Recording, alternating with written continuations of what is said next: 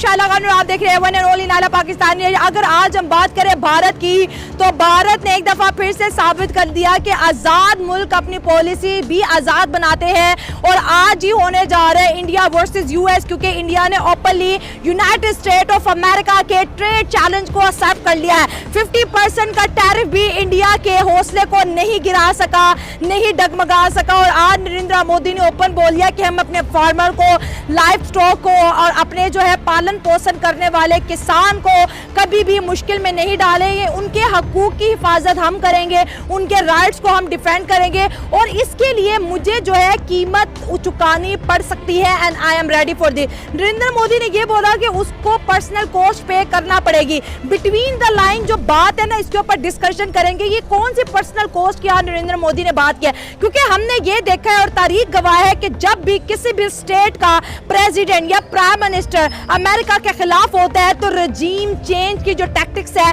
ये dirty politics America करता है और बहुत सी कंट्रीज ऑलरेडी इस डर्टी पॉलिटिक्स का शिकार हो चुकी है। तो क्या नरेंद्र मोदी को भी रजीम चेंज किया जाएगा? लेकिन दूसरी तरफ बड़ा चैलेंज अमेरिका के लिए है कि 140 करोड़ आवाम जो है डेमोक्रेसी के ऊपर बिलीव कर दिया है। तो नरेंद्र मोदी को कौन सी कॉस्ट पे करना पड़ेगी ट्रंप के इस टैरिफ वाले गेम को चैलेंज करने के लिए, क्योंकि इंडिया आज भी अपने पॉइंट पे स्टैंड कर रहा है। इंडिया ने अमेरिका को अपनी ट्रेड मार्केट में एंट्रेंस की इजाजत नहीं दी, कोई ट्रेड डील इनके साथ नहीं की और टैरिफ को जी चैलेंज कर दिया। तो इसी पर बात करेंगे राना साहब के साथ। चलिए मेरे साथ। देखिए, पहली बात ये है कि रिसेंटली जब उसमें डोनाल्ड ट्रंप जो वाइट हाउस में थे तो मीडिया ब्रीफिंग हो रही थी, तो वहाँ पे आप ये कह लें कि इंडियंस ही एक जर्नलिस्ट से उन्होंने क्वेश्चन किया कि आप दूसरे कंट्रीज़ पे तो आप लोग टैरिफ इम्पोज कर रहे हैं इंक्लूडिंग इंडिया, उसके अलावा एशिया के जितने कंट्रीज़ हैं, कि आप लोग रशिया के साथ ट्रेड करेंगे तो हम आप पे टैरिफ इम्पोज करेंगे। तो अमेरिका इटसेल्फ खुद जो है वो दूसरे इंडिया से ज़्यादा ट्रेड जो है वो कर रहा है। इवन के फाइटर जेट्स के पार्ट्स जो हैं वो अमेरिका जो है वो रशिया से ले रहा है। ट्रेड ऑयल जो है इनडायरेक्टली रशिया का अमेरिका जो है वो यूज़ कर रहा है। तो अपने बारे में क्यों नहीं सोच रहा? वो जिस तरह एक अनपढ़ या जाहिल या इमेच्योर प्रेसिडेंट का आंसर होता है ना, वो ये है कि लेट मी चेक, कि मैं आप यूनाइटेड स्टेट ऑफ अमेरिका के प्रेसिडेंट है, दूसरे जो हैं वो कंट्रीज़ की आपको जो है नज़र आ रही है कि वो ट्रेड कर रहे हैं जी, वो उन पे हम लोग टैरिफ इम्पोज करेंगे। खुद का आपको पता नहीं है कि आपकी कॉमर्स इंडस्ट्री जो है वो क्या कर रही है, जो आपकी कॉमर्स मिनिस्ट्री जो है वो क्या कर रही है। तो ये देखें, आप एक होता है कि आप लोग नेशन बेनिफिट्स के लिए या एक डिप्लोमेटिक मूव में आप लोग इस तरह के डिसीजन लेते हैं, एक होता है पर्सनल ग्रज के लिए।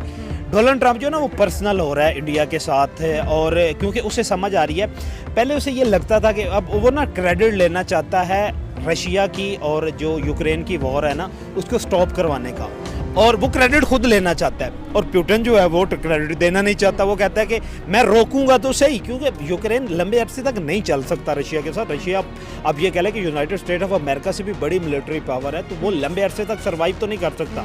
पुतिन को भी पता है कि अगर ये इस बार यूक्रेन की और अगर रशिया की वॉर स्टॉप हो जाती है और वो करवा लेता है डोनाल्ड ट्रंप, तो फिर ये है कि आने वाला टर्न्योर जो है वो डोनाल्ड ट्रंप अपना सिक्योर कर सकता है। लेकिन ये पुतिन नहीं चाहता कि ये ऐसा करे, क्योंकि पुतिन को ये भी पता है कि उसको इसराइली लॉबी जो है वो सपोर्ट करे। पूरा यूरोपियन यूनियन जो है वो ट्रंप को सपोर्ट कर रहा था। और अगर आने वाले दिनों में ट्रंप अपनी थर्ड टर्न्योर की तरफ चले जाते हैं, वैसे तो नॉर्मली इनकी ये 2 टर्म ही होती है, कंसेक्टिव 2 होती हैं, वैसे ये 3 टर्म्स के लिए यूएस प्रेसिडेंट जो होता है वो प्रेसिडेंसी जो है वो एंजॉय कर सकता है। तो सबसे बड़ा उसे जो आप ये कह लें कि जिसने बाउला बनाया हुआ है, मेजर रिटायर्ड गौरव आर्या कहता है कि ये बाउला प्रेसिडेंट है दुनिया का जो है।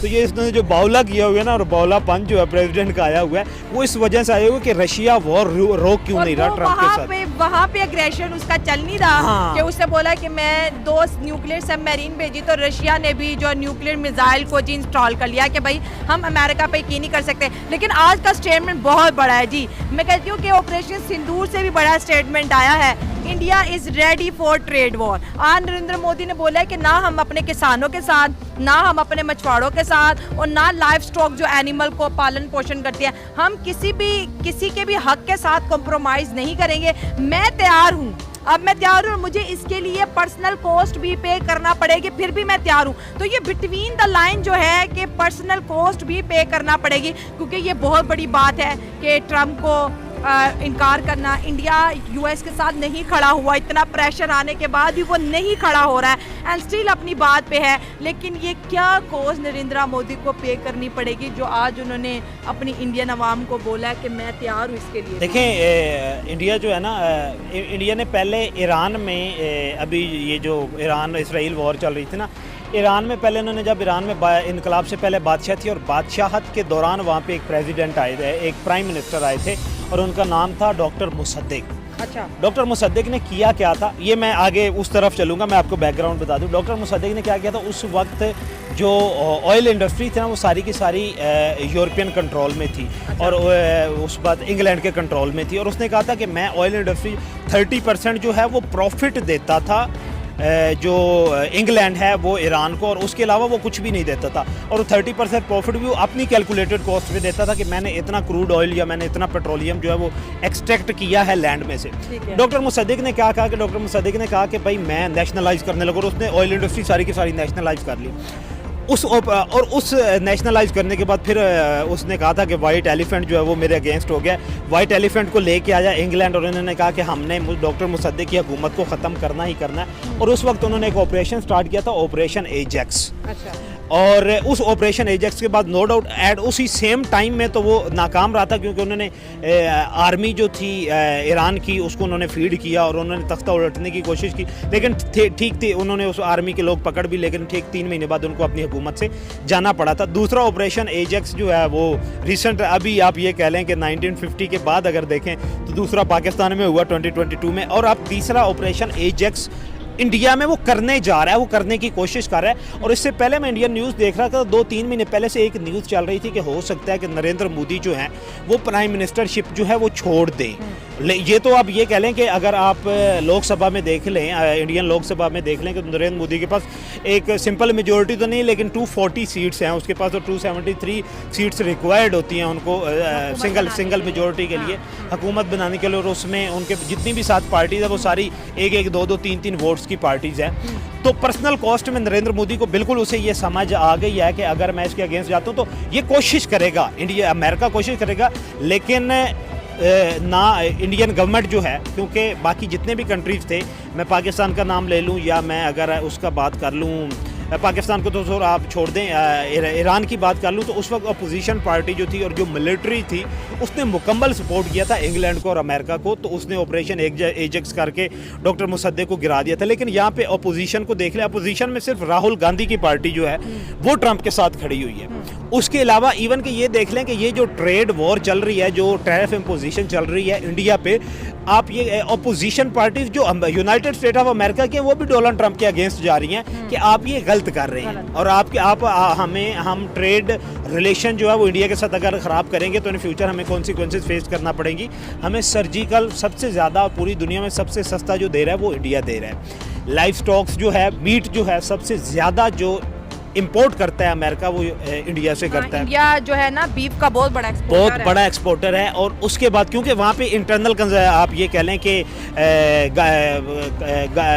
काऊ को ले लें या ऑक्स को ले लें तो उसकी इंटरनल जो है वो वहाँ पे स्लॉटिंग हाउस नहीं है, वो वहाँ पे नहीं होता। उनका मजहबी आप ये देख सकते हैं कि उनकी एक मजहबी पाबंदी के तौर पे वहाँ पे लगा हुआ है। तो उसके अलावा वीट और राइस जो है वो सबसे ज़्यादा, इंडियन स्पाइसेस, इंडियन टेक्सटाइल जो है वो अमेरिका में सबसे ज़्यादा अमेरिका इंपोर्ट कर रहा होता है। तो वो आप अपोजिशन, और वो आप देखें जिस तरह एक ट्रंप को, प्रेसिडेंट को ये नहीं पता कि हम लोग, हमारी कॉमर्स मिनिस्ट्री जो है वो कितना रशिया से इंपोर्ट कर रही है, और इसी तरह उसे ये भी नहीं पता कि हमारी कॉमर्स इंडस्ट्री जो है वो इंडिया से कितना इंपोर्ट कर रही है। ये बात आपकी बिल्कुल ठीक है कि देखिए मेरे मुताबिक 2 पॉसिबिलिटी हो सकती है, या तो क्योंकि इंडिया एक बहुत बड़ी डेमोक्रेसी है और वहाँ पर वोट ऑफ नो कॉन्फिडेंस कभी नहीं लाया जा सकता। हाँ, एक सॉफ्ट किस्म की रजीम चेंज करने की कोशिश की जाएगी, ट्रंप या फिर इंटरनेशनल ऑर्गेनाइजेशन हो सकता है कोई एनजीओ एक्टिवेट कर दे, नरेंद्र मोदी के खिलाफ जो अपोजिशन है उसको फंडिंग करना शुरू कर दे, कुछ मीडिया हाउसेज एक्टिवेट कर दे कि नरेंद्र मोदी पे आपने इतराज करना है। लेकिन इस टाइम वो इंडिया के सबसे पॉपुलर लीडर बन चुके हैं।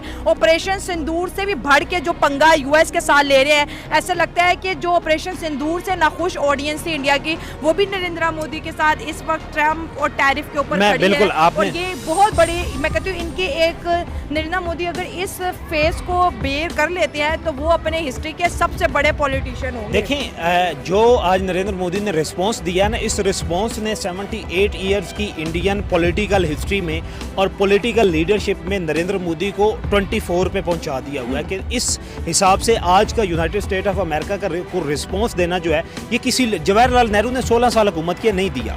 ठीक है, अटल बिहारी वाजपेयी बहुत बड़े लीडर थे और मैं ज़ाती तौर पे नरेंद्र मोदी से ज़्यादा मैं उनका असीर हूँ और मैं उनका जो है मैंने उनकी पर्सनली बहुत ज़्यादा स्टडी भी किया हुआ है। लेकिन इस तरह रिस्पांस जो अटल बिहारी वाजपेयी ने नहीं दिया था, जो अभी नरेंद्र मोदी ने दिया है। और पाकिस्तान में देखें, पाकिस्तान में लीडर की पॉपुलैरिटी पाकिस्तान देख ले या इंडिया देख ले तो क्या होता है कि पाकिस्तान में उसको ज़्यादा सपोर्ट किया जाता है जो इंडिया के अगेंस्ट जाता है और इंडिया में उसको सपोर्ट किया जाता है जो पाकिस्तान के अगेंस्ट जाता है। दोनों के ओरिजिन के खिलाफ, दोनों को आप ये कह लें कि ट्रेडिशनल राइवल्स हैं। लेकिन अभी जो रिस्पांस जो नरेंद्र मोदी ने अमेरिका को दिया ना, तो अभी पाकिस्तान उसमें मैटर ही नहीं कर रहा।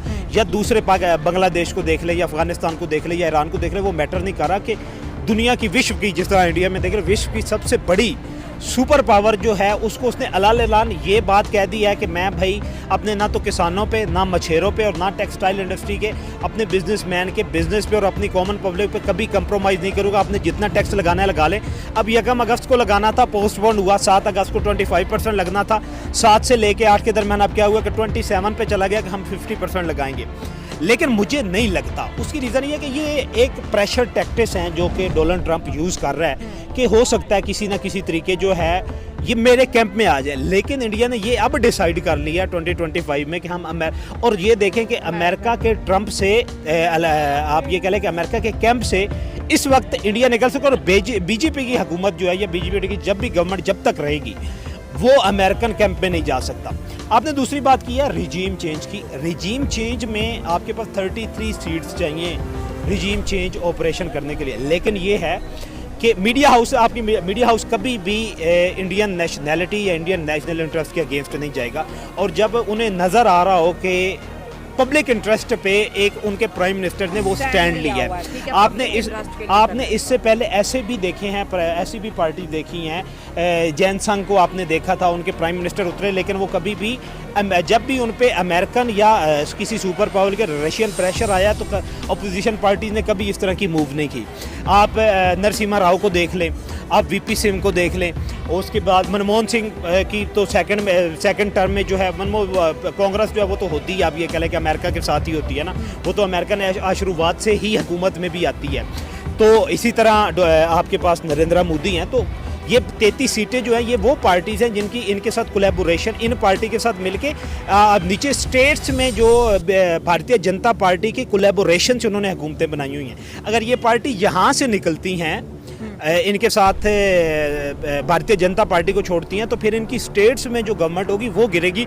और उसमें अगर भारतीय जनता पार्टी सपोर्ट नहीं करती तो फिर जो है वो उनकी अपोजिट गवर्नमेंट जो आ जाएगी और भारतीय जनता पार्टी को लिए बगैर जो है कोई भी सत्ता में जो है स्टेट्स में नहीं आ सकता। तो ये पार्टी छोड़ेगी नहीं। और कांग्रेस के अलावा राजीव गांधी राहुल गांधी के अलावा कांग्रेस के भी बेशतर आप ये कह लें कि लोकसभा के जो मेंबर्स हैं वो मोदी के साथ खड़े हुए हैं अमेरिका के अगेंस्ट। वो कहते हैं कि आपने हमारा लीडर ऑफ द हाउस है ना, हमारे आप ये कह लें कि इंडिया का प्रेसिडेंट है ना, हमारा सबका प्रेसिडेंट है ना, वो जो लोकसभा में मेंबर बैठे हुए हैं उन सब का लीडर ऑफ द हाउस है ना। नेशनल इंटरनेशनल लेवल के जब वो रिप्रेजेंट कर रहा होता है तो वो भारतीय जनता पार्टी को नहीं कर रहा होता, वो इंडियन नेशन को कर रहा होता है और इंडियन आप ये कह लें कि पार्लियामेंट को कर रहा होता है। और पार्लियामेंट उनकी 536 में जितने मेंबर्स बैठे हुए वो सारे के सारे होते हैं, उनमें से कोई भी नहीं जाए। राहुल गांधी के साथ 10 से 15 बंदे भी ऐसे नहीं होंगे जो कि इस बात को सपोर्ट करें कि अगर नरेंद्र मोदी की हुकूमत इस बात से गिराई जाए कि वो रशिया से सस्ता तेल ले रहा है, वो रशिया से सस्ते वेपन ले रहा है। मुझे लगता है ये तेल और वेपन की तो जंग ही नहीं है, ये बहुत मामूली बात है। ये तो एक स्ट्रेटेजिक पार्टनरशिप है जो इंडिया और रशिया की ट्रम्प को खा रही है। ये तो उनकी एक बायलैटरल रिलेशनशिप है और जो उनका एक दूसरे पर डीप इंटरेस्ट एंड फ्रेंडशिप है। एक्चुअली सारा पंगा तो ट्रम्प को इस चीज़ का है। मेरा नहीं ख्याल ऑयल या वेपन यहाँ मैटर करता है, लॉन्ग टर्म रिलेशन का ही है ना। अभी देखें कि जिस तरह उन्होंने रिक को ऑर्गेनाइज करना शुरू कर दिया, अब अमेरिका के सामने सबसे बड़े 2 चैलेंज जो हैं वो सामने आ गए हैं, रशिया और चाइना। और उसे ये लगता है कि रशिया और चाइना और ये तीनों कंट्री जो मिल रहे हैं तो ये इंडिया करवा रहा है। और ये आप ये कह लें कि प्राइम मिनिस्टर मोदी जो है वो रिक को रीऑर्गेनाइज कर रहा है। उसने उधर से दूसरा उसे सबसे बड़ा थ्रेट क्या हुआ और सबसे बड़ा लॉस क्या हुआ कि उस इंडिया ने, प्राइम मिनिस्टर मोदी ने यूरोप को तोड़ दिया है। उसने टर्की को भी साइड पे कर दिया है, उसने मालदीव को साइड, ब्राज़ील को जो है उसने साइड पे कर दिया, अर्जेंटीना को उसने साइड पे कर दिया, तो यूरोप को भी तोड़ दिया, साइप्रस को साइड पे, तो साइप्रस को भी, ग्रीस को अपने, ग्रीस के साथ उन्होंने, आप ये कह लें कि डिफेंस एग्रीमेंट कर लिया है, आर्मीनिया को अपने, उनके साथ वो अग्नि 5 ब्रह्मोस मिसाइल जो हैं वो दे रहे हैं। तो वो उसे एक सिर्फ ऑयल का उससे कोई इशू नहीं है, उसे यही लग रहा है कि मेरी सुपरियरिटी को अगर कुछ, अब ये बात सुपर पावर की या सुपर स्टेटस की आ गई है कि सुपर स्टेटस को चैलेंज कर रहा है अमेरिका के सुपर स्टेटस को, और वो सिर्फ एक बंदा कर रहा है पूरे एशिया में, बल्कि पूरे विश्व में कर रहा है, वो है नरेंद्र मोदी।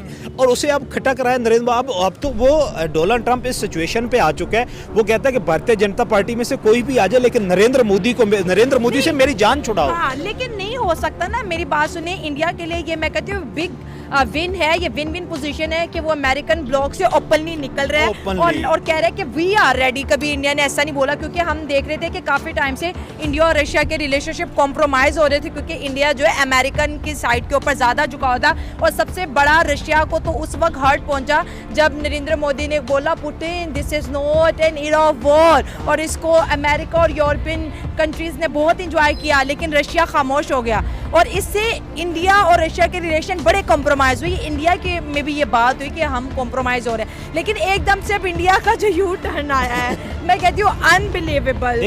देखें ये डिप्लोमेटिक लेवल पे जब नेशनल इंटरेस्ट पे जब भी बात आती है ना, हाँ। तो ये इंटरनेशनल लेवल के लीडर जो नरेंद्र मोदी को अगर आप लोग देखें तो वो एक इमर्जिंग लीडर है। हाँ। सिर्फ इंडिया का नहीं है, पूरी दुनिया में उसे माना जाता है, क्योंकि वो एक मिडिल क्लास तबके से उठ के वो लीडरशिप पे आया और वो सत्ता में पहुंचा है। अब ये मसला है कि जब 1948 में जब पाकिस्तान और इंडिया दोनों अलहदा हो गए, तो उस वक्त दो ही सुपर स्टेटस थे, रशिया था और अमेरिका था।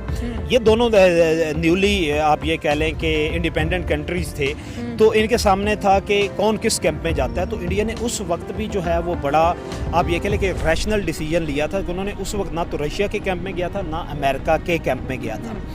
उसके बाद आप ये कह लें कि इंडिया को जब भी ज़रूरत पड़ी है ना, डिफेंस के मैटर में हो, उसे इकोनॉमिक क्राइसिस के मैटर में हो, तो उसे आप ये देखें कि पीछे जोसेफ स्टालिन के साथ भी जवाहरलाल नेहरू के, लाल बहादुर शास्त्री के, ठीक है, वीपी सिंह के, उनके एक बेहतरीन रिलेशन थे जब जोसेफ स्टालिन हेड कर रहे थे रशियन गवर्नमेंट को, और व्लादिमीर लेनिन जो थे जब उस वक्त वो इनकलाब को लीड कर रहे थे, उस वक्त भी इंडिया के साथ उनके रिलेशन जो थे वो आउटस्टैंडिंग थे। और रशिया को चाहिए क्या? रशिया के सामने भी सबसे बड़ा चैलेंज जो था एशिया में वो ये था कि हमने, अगर इंडिया जो है वो अमेरिका के साथ होता है तो फिर हमारी सुपीरियरिटी जो है इस खित्ते में, या हम लोग चैलेंज नहीं कर सकते अमेरिका को। उसके सामने चाइना और इंडिया उसके सामने चैलेंज थे कि अगर इन दोनों को मैं अपने साथ मिला लेता हूं। अभी आप देखिए उन तीनों की ताकत का थ्रेट ऐसा फील होता है कि ये अर्थक्वेक है। अर्थक्वेक, आप ये देखें ना कि 8 अरब लोग हैं पूरी दुनिया में,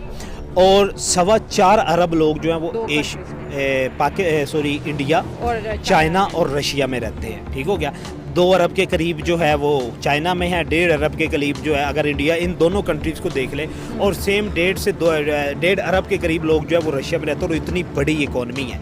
अब जो आप जिसने बावला किया हुआ है, जिसने पगला के रख दिया हुआ है एक डोनाल्ड ट्रंप को, वो यही है कि अगर ये तीनों कंट्रीज इकट्ठे हो जाते हैं ना, तो एशिया में जो उसकी चौधराहट थी ना, वो समुद्र की दूसरी तरफ चली जाएगी। वो खुद इकट्ठा कर रहे हैं, वो खुद इकट्ठा कर रहे हैं। और मुझे लगता है कि शायद ये रशिया का बहुत बड़ा एजेंट लगता है मुझे डोनाल्ड ट्रंप, क्योंकि ये वो सारी चीज़ें कर रहे हैं जो रशिया को फेवर कर। इंडिया के ऊपर मुश्किल टाइम है, लेकिन मैं कह रही हूँ कि उनकी पॉपुलैरिटी बढ़ रही है नरेंद्र मोदी की। इंडियन सारी 140 करोड़ आवाम अपने भारतीय वज़ीर आज़म के पीछे स्टैंड कर रही है, और क्योंकि इंडिया एंट्री नहीं दे रहा अमेरिका को अपनी मार्केट में, ठीक है, और कोई ट्रेड डील भी नहीं हो रही। और आज तो डॉक्टर एस जयशंकर ने बोल दिया है ना यूरोप को कि इंडिया अपने लिए बोलेगा भाई। इंडिया मैं बता, इसमें ना सबसे बड़ी एक रिक और दूसरा ब्रेक और ब्रेक करेंसी। अब ब्रेक करेंसी वर्सेस डॉलर आया पड़ा है, और आप ये देख लें कि डॉलर पहले क्या होता था कि डॉलर को इन्होंने धड़ाधड़ क्या नाम है, प्रेसिडेंट रिचर्ड निक्सन ने उस वक्त उन्होंने एक फार्मूला बनाया कि हम लोगों ने डॉलर जो प्रिंट करना है उसके नीचे बैक में गोल्ड नहीं रखना। उस एक दफ़ा इन्होंने डॉलर को तो स्टेबल कर लिया था, लेकिन उसके बाद से डॉलर की वैल्यू जो थी अमेरिका में और दूसरे कंट्रीज़ में कम होती गई। और अब इन्हें ये लग रहा है कि ये 4 कंट्रीज़ जो हैं, जिसमें ब्राज़ील भी शामिल है, अगर उसको हम लोग शामिल कर लेते हैं, साउथ अफ्रीका को शामिल कर लेते हैं, चाइना को शामिल कर लेते हैं, ये अगर ब्रिक्स बना लेते हैं तो आप ये कह लें कि 70% ट्रेड जो है ये इन 7 कंट्रीज़ ब्रिक्स कंट्रीज़ ने पूरी दुनिया में करते हैं। अगर 70% ट्रेड जो है वो डिक्रीज़ हो जाती है और वो डॉलर से कन्वर्ट हो के ब्रिक्स की किसी आप ये कह लें कि फेवरेबल करेंसी में चली जाती है, तो फिर तो अमेरिकन इकोनॉमी जो है वो तो ध्रम की तरह नीचे गिर जाएगी ना, उसे तो पता ही नहीं चलेगा।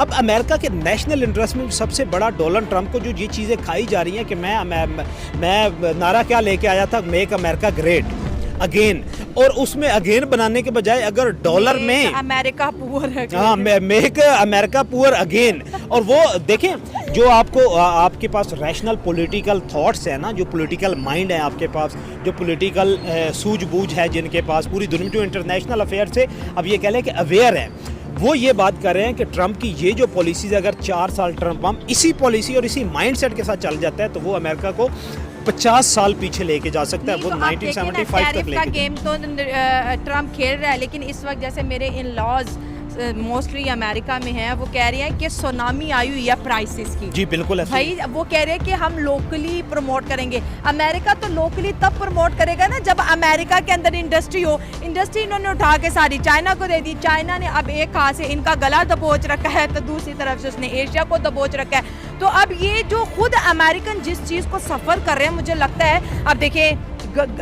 चावल, गंदम, लाइफ स्टॉक, मीट हो गया, स्पाइसेस हो गए, टेक्सटाइल हो गया, और इसके अलावा और भी मेडिसिन होगी। फार्मास्यूटिकल इंडस्ट्री इंडिया की दुनिया में टॉप 3 में आती है। अब ये जब सब कॉम्प्रोमाइज़ के, क्या ट्रंप को अपने अमेरिकन का भी ख्याल नहीं आ रहा कि जो अमेरिकन $20 की चीज़ लेता था अब वो 60-70 में लेगा? शॉर्टेज और डिमांड का भी बैलेंस खराब कर रहे हैं ना। Balance of trade, balance of deficit चल रहा है। अब पहले क्या किया था, ये अमेरिका ही की पॉलिसी थी कि हम अमेरिका से इंडस्ट्री बाहर शिफ्ट करके हम बाहर से इंपोर्ट करें। उसकी रीज़न ये थी कि उनके पास डॉलर था, वो जो है वहाँ की लोकल, एशिया की लोकल करेंसी में होनी थी, और एशिया की लोकल करेंसी में तो अभी आपको पता है कि 100 टाइम चीप लेबर के लिए उन्होंने कहा था कि हम वहाँ से ख़रीद लिया करेंगे। एक डिसीजन उन्होंने उस वक्त उस दौर में ये लिया कि हमने इंडस्ट्री बाहर शिफ्ट करके हम बाहर, क्योंकि हमारा और था, हम बिठाई रखेंगे और हम लोग ले लेंगे। अभी जो उसके सामने अब जो अपोजिशन कह रही है या जो उनकी कॉमर्स मिनिस्ट्री कह रही है, वो ये कह रही है कि आपने ट्रेड बैरियर या ट्रेड वॉर जो है वो तो इंडिया के साथ स्टार्ट कर लिया है। तो ये जो फार्मास्यूटिकल कंपनी है और सर्जिकल का सबसे ज़्यादा मटेरियल इंडिया जो है अमेरिका इंपोर्ट कर रहा है वो इंडिया दे रहा है, ठीक हो गया। तो वही 50% उस पर भी तो लगना ही लगना है ना, जो अमेरिका लेके जा रहा है, या वो जो इंपोर्ट कर रहा है अमेरिका को, वो उस पर सपोज अमेरिका कहेगा कि जो मैं ले रहा हूँ उस पर तो वो वाला टैरिफ नहीं है, तो वो अपना इंटरनल टैरिफ भी इम्पोज कर सकता है, अपना टैक्स भी तो रिवर्स टैरिफ लगा सकता है। लगा सकता नहीं, वो लगाएगा, वो लगाएगा। उसके पास आईफोन का सबसे बड़ा हब जो है, सबसे बड़ा प्रोडक्शन हाउस जो है वो पूरी दुनिया का, वो इंडिया में चल रहा है। तो इंडिया फिर दिखाएगा एप्पल को कि भाई मैंने तो टैक्स लगाना, आपकी गवर्नमेंट ने लगाया। और उधर से जो बड़े बड़े बिलियनियर बिजनेसमैन हैं वो अमेरिका को कोस रहे हैं कि मेरी जो इंडस्ट्रीज पूरी दुनिया में चल रही हैं, आपने पंगा तो उस बंदे के साथ ले लिया जिसने आपको कंगला कर देना है, जिसने कांग्रेस को कंगला कर दिया, जिसने रीजनल पार्टीज को खुडे लाइन लगा दिया है, जिसने पूरी दुनिया में आप ये कह लें कि इंडिया कहलवा दिया है। पूरी दुनिया में इंडिया के अलावा पूरी दुनिया में, एशिया में किसी और कंट्री पे नज़र नहीं पड़ रही, तो उसके साथ पंगा तो ले लिया। तो अब हम जाएंगे कि ट्रंप को पर्सनल तो कोई लॉस नहीं हो रहा, पब्लिक को लॉस हो रहा है। और पब्लिक में आप ये देखें कि वहाँ पे रेट ऑफ इन्फ्लेशन जो है वो मोर देन 150% इंक्रीज हो गया, और सिर्फ और सिर्फ वो टक्कर किसके, इंडिया के। और इंडिया इस पर सर्वाइव, जब इंडिया ने ब्लंटली कह दिया कि we will face the music, अब वो म्यूजिक फेस करेंगे। और उन्होंने क्या करना है कि देखिए इंडिया के लिए, इंडिया की चंद एक चीज़ें हैं ना वो जो खरीद रहा होता है वहाँ। ये ट्रम्प बोल रहा था, मैं कहती हूँ इतनी अकल तो शायद छोटे बच्चे में भी होती है। $90 बिलियन की ट्रेड में ज़्यादा एक्सपोर्ट इंडिया अमेरिका को कर रहा है, और ट्रम्प कह रहा था भैया आपने हमसे बड़ा पैसा कमा लिया, बड़ा पैसा कमा लिया। अब देखिए इंडिया कितना रिलैक्स है, क्योंकि आज भी अगर हम उस ट्रेड को डिवाइड करें ना तो इंडिया को $20 से $25 मिलियन का नुकसान और फिर भी प्रॉफिट हो रहा है। और अमेरिका को उस लेवल पे आके अगर आप जज करते हैं तो अमेरिका ओवरऑल नुकसान इंटरनली देखे ना, बाहर से तो वो इंडिया को तो वो टक्कर दे देगा, इंडिया को तो वो कहेगा कि मैं इंडिया का $25 बिलियन का लॉस कर रहा हूँ, लेकिन अपना वो $75 बिलियन का लॉस करेगा। इंटरनल इकोनॉमी उसकी कितनी, जब इंटरनल इकोनॉमी उसकी वीक होगी तो उस इकोनॉमी में उसकी डीवैल्यूएशन होगी उसकी करेंसी की, और डीवैल्यूएशन ही तो ये तीनों कंट्रीज चाहते हैं। रशिया क्या चाहता है, चाइना क्या चाहता SCO है, में इंडिया मिल रहे हैं ना, 31 अगस्त को भी मिल रहे हैं, चाइना के साथ भी मिल रहे हैं। नहीं तो अब ये जो एक चाइना की तरफ इंडिया का झुकाव होना और बिल्कुल ओपनली रशिया के साथ आना और रशिया के लिए इंडिया का यू टर्न लेना, ये कितनी बड़ी गुड न्यूज़ है for Indian economy, for Indian government and as well as for Narendra Modi. देखें, इंडिया के साथ अगर ये जो टैरिफ इम्पोजिशन इंडिया पे यूएस की तरफ से होती है तो इंडिया सारी की सारी इकोनॉमी चाइना, अपनी ट्रेड चाइना में शिफ्ट कर देगा। चाइना पे तो नहीं ना लगेगा 50%, चाइना तो आंखें दिखाई हैं तो रिमूव कर लिया है ना, वो तो नीचे लेके वो अपनी सारी की सारी इंडस्ट्री जो वो शिफ्ट करेगा या अपनी ट्रेड शिफ्ट करेगा चाइना से। चाइना वही सेम चीज़ें जो है यूएस को दोबारा बेचेगा और फिर वो डबल रेट से बेचेगा, फिर वही इकोनॉमी जो $75 बिलियन पे थी वो $125 बिलियन पे जाएगी। तो अल्टीमेटली फिर ये पागल आदमी जो है, ये सर फेरा, ये बावला जो है, ये दोबारा लॉस करेगा इंडियन अमेरिकन इकोनॉमी को और अमेरिकन पब्लिक इंटरेस्ट को, ये बहुत ज़्यादा डेंजर में लेके जा रहा है। और अगर ये इस सिचुएशन में रहा तो इसका जो आप ये कह लें कि प्रेसिडेंशियल आप ये कह लें कैंडिडेट है ना, ये फिर डेमोक्रेट्स को भी पता चल जाएगा और CIA को भी पता चल जाएगा कि भाई ये तो हमें ले डूबेगा और फिर इसकी जो है ना सदारत वो भी खतरे में पड़ सकती है। एक चीज़ आखिरी में कहूँगी कि भाई मान लो रशिया को, एक रशिया के खातिर ट्रम्प बावला हो गया, पागल हो गया और पूरी दुनिया में टैरिफ लगा दी कि मुल्क डर के रशिया को अकेला छोड़ देंगे। क्या एक रशिया वो एक ज़माने में जो सुपर पावर था, इसका मतलब ये है कि अमेरिका आज भी उसको अपने लिए थ्रेट मानता है? और एक रशिया को स्टॉप करने के लिए जो टैरिफ का डर्टी गेम डोनाल्ड ट्रम्प कर रहे हैं ना, रशिया रुक रहा है ना, उसके साथ जो पार्टनर्स हैं वो रुक रहे हैं। और इस वक्त मुझे लगता है कि बिल्कुल दीवार के साथ कोने में खड़ा ट्रम्प जो है रो रहा है कि अगर पीछे जाता हूँ तो गिरता हूँ, आगे आता हूँ तो गिरता हूँ। क्योंकि वो जिनके खिलाफ गेम खेल रहा था उन्होंने तो हाथ मिला लिया। ये बात ही यही है, अभी ना उस बावले को ये समझ आ गई है कि पीछे आ गया और आगे दीवार है। हाँ। ना तो मैं दीवार क्रॉस कर सकता हूँ और पीछे जाता हूँ तो मैं आग में गिरता हूँ। अभी वो इस दरमियान वाला जो आप ये कह लें कि विशियस सर्कल है ना, इस विशियस सर्कल में वो फड़फड़ा रहा है कि उसने धमकी तो दे। अब देखे ना, इंडिया को धमकी दी और ये टैरिफ वो नहीं लगाता तो इंडिया ने तो वज गज के पूरी दुनिया में कहना है कि भाई सुपरियरिटी खत्म हो गई। आप ये देखें कि इस टैक्स को अगर इम्पोज नहीं किया जाता तो इंडिया जो चाहता था कि मैं एशिया में एशियन टाइगर बनूं या एज तो मिल गया, उसे मिल जाएगा ना। हाँ। और अगर ये इंडिया को भी ये पता है कि ये जब ये टैक्स लगाएगा, ये टैरिफ लगाएगा तो इसे म्यूजिक फेस करना पड़ेगा। और रशिया का अलग डायरेक्ट थ्रेट कोई नहीं था यूएस को, सिर्फ ये बंदा अपनी सुपरियरिटी, अपने कंट्री की नहीं, अपनी सुपरियरिटी लेके आया था ना, वो अपने वोटर्स को भी तो फेस करना था ना कि मैं रशिया यूक्रेन की वॉर खत्म करूंगा, जबकि ना इसके यूक्रेन तक इतनी पहुंच है ना रशिया, क्योंकि यूरोपियन यूनियन को तो ट्रम्प खा चुका है इतना पैसा। अब इसके ऊपर यूरोपियन यूनियन का बहुत ज्यादा प्रेशर है कि तुम तो बोलते थे कि मैं जो है ये वॉर खत्म करूंगा, वॉर तुमने नहीं खत्म की। तो ट्रम्प ने बोला मेरे पास प्लान 2 है, जो जो रशिया के साथ डील का सब पे टैरिफ लगा। ये इनको लगता है कि 1950 चल रहा है, इन्हें यही लगता है कि 1951 चल रहा है या 55 चल रहा है, जब आप लोग टैरिफ के और इस तरह के डिफेंस इम्पोजिशन का थ्रेट करके इनको फंसा लेते थे। अब 2025 है और आप ये देखें ना कि फिर थ्रेट किसको कर रहे हैं, चाइना को कर रहे हैं, रशिया को कर रहे हैं। मिलिट्री लेवल पे अभी मैं बहुत बड़ी बात कर रहा हूँ, रशिया अमेरिका से बड़ा मिलिट्री पावर है। और आपने ये देखा कि रिसेंटली उसने अपने फाइटर जेट अमेरिका की हदूद में भेजे हैं, अमेरिकन राडार को पता भी नहीं चला और फिर वो वापस भी आ गए। तो इससे आप ये अंदाज़ा लगा लें कि मिलिटरली जो है वो रशिया की सुपरियरिटी कायम हो चुकी है। अब इकोनॉमिक्स में या इकोनॉमिकली अभी फ़िलहाल इंटरनली डॉक्यूमेंटेड ट्रेड को कंट्रोल कर रहा है अमेरिका, लेकिन उस पे ट्रेड पे कंट्रोल इंटरनेशनल लेवल पे रशिया और चाइना का हो चुका है। ये आने वाले एक से 1.5 साल में इसकी प्रेसिडेंशियल शिप में आपको पता चल जाएगा कि ये अमेरिका को फिर 1975 की तरफ लेके चला जाएगा। क्या बात है, ज़बरदस्त। और मैं ये कहूँगी कि रशिया इतना स्ट्रॉन्ग है कि आप देख रहे हैं कि इंडिया की जो मिलिट्री लॉजिस्टिक्स है 75% रशियन है। तो आप देखें वो मुल्क जो कहते हैं मैं दुनिया का सबसे बड़ा लोकतंत्र हूँ, यूएस के तो अगेंस्ट चला जाता है लेकिन रशिया के नहीं। और इनकी दोस्ती बड़ी गहरी है और इस दोस्ती को ख़त्म करने के लिए ट्रम्प जो टैरिफ गेम कर रहा है उससे 2 बेनिफिट्स हुए हैं। एक तो रशियन इकोनॉमी स्ट्रॉन्ग हो रही है क्योंकि ट्रेड उनसे साथ ज़्यादा की जा रही है, एंड सेकंड नरेंद्र मोदी की जो पॉलिटिक्स है वो चेंज। और नरेंद्र मोदी को 4 टर्म के लिए ट्रम्प बुक करके जा रहा है। ऑपरेशन सिंदूर बुक करता ना करता, लेकिन ट्रम्प बुक कर ट्रम्प ने बुक कर दिया।